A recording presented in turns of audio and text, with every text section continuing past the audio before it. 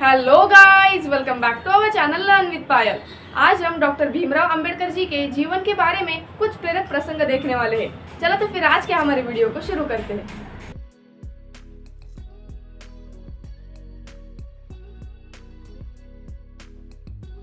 Doctor Bhimrao Ambedkar ji दलित परिवार में जन्मे थे, जिस वजह से उनका पूरा जीवन शोषितों और बेसहारा लोगों के हक की लड़ाई में ही व्यतीत हुआ।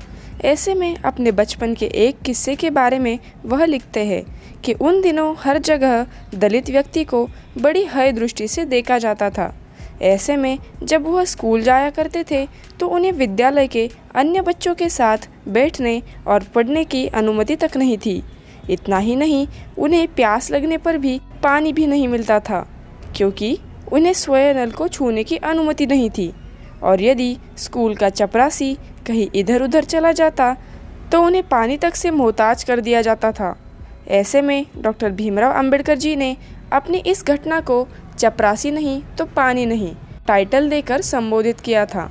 इस प्रकार डॉक्टर भीमराव अंबेडकर के जीवन से हमें यह सीखने को मिलता है, व्यक्ति को उसके जाति धर्म से अधिक उसके कर्मों को महत्व देना चाहिए। और यदि हम डॉक्टर भीमराव अंबेडकर जी के दिखाए गए पदचिन्हों पर चलेंगे तो जीवन के हर क्षेत्र में सफलता हासिल करेंगे।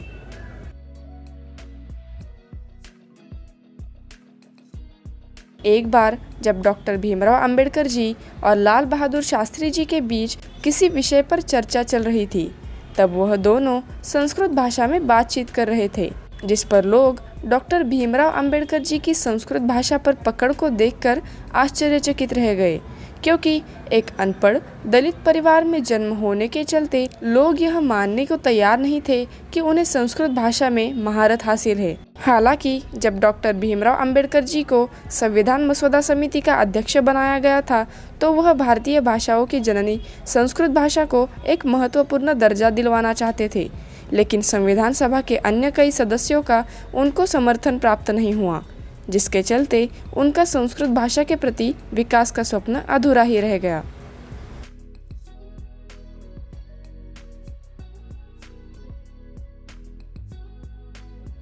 जब भीमराव अंबेडकर जी अमेरिका की कोलंबिया यूनिवर्सिटी में पढ़ाई कर रहे थे, उस समय वह अक्सर लाइब्रेरी जाया करते थे और सुबह लाइब्रेरी के खुलने से पहले ही पहुंच जाया करते थे और देर रात तक वही बैठा करते थे। लाइब्रेरी में वह तब भी रहते थे जब अक्सर लोग लाइब्रेरी बंद होने के बाद घर चले जाते थे। इतना ही नहीं, कई बार लाइब्रेरी में अधिक समय तक बैठे रहने के लिए उन्हें अनुमति तक लेनी पड़ती थी। ऐसे में एक बार लाइब्रेरी के एक कर्मचारी ने उनसे पूछा कि तुम्हें मैंने अधिक समय तक यही समय व्यतीत करते देखा है, तुम दिन भर किताबों के साथ ही क्यों रहते हो? अन्य लोगों की तरह बाहर जाकर मौज मस्ती क्यों नहीं करते? तो इस पर भीमराव अंबेडकर जी ने बड़े ही विनम्र स्वभाव से उनको उत्तर दिया कि यदि मैं भी वैसा ही करूँगा जैसा अन्य लोग कर रहे हैं तो फिर मेरे लोगों का ख्याल कौन रखेगा, जो कि मेरे जीवन का एकमात्र उद्देश्य है।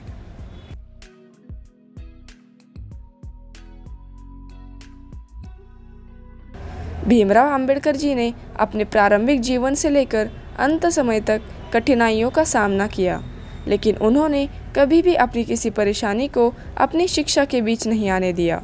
उनकी इसी मेहनत और ललक से खास प्रभावित होकर बंगाल के साहू महाराज ने उन्हें शिक्षा प्राप्त करने के लिए इंग्लैंड भेज दिया। इतना ही नहीं, बाबा साहेब को किताबें पढ़ने का बहुत शौक था, जिसके चलते उनके पास स्वयं की एक लाइब्रेरी थी जहाँ 50,000 से अधिक किताबों का संग्रह हुआ करता था। साथ ही जब वह लंदन में थे तब नियमित तौर से लाइब्रेरी जाया करते थे। एक बार वह लंच टाइम में लाइब्रेरी में ब्रेड खाते हुए पकड़े गए, जिस पर लाइब्रेरियन ने उनकी मेंबरशिप खत्म करने की चेतावनी दे डाली। साथ ही उनको जुर्माना भरने के लिए कहा, जिस पर भीमराव अंबेडकर जी ने उस लाइब्रेरियन से माफ़ी मांगी और उसे बताया कि उनके पास कैफेटेरिया में जाकर खाने के पैसे नहीं हैं, जिस पर वह लाइब्रेरियन, जो कि यहूदी था, वह उनसे बोला, ठीक है, कल से तुम मेरे साथ कैफेटेरिया चलना और मेरे साथ मेरा भोजन बांट कर खाना। कहते हैं तभी से बाबा साहेब यहूदियों को काफ़ी सम्मान दिया करते थे।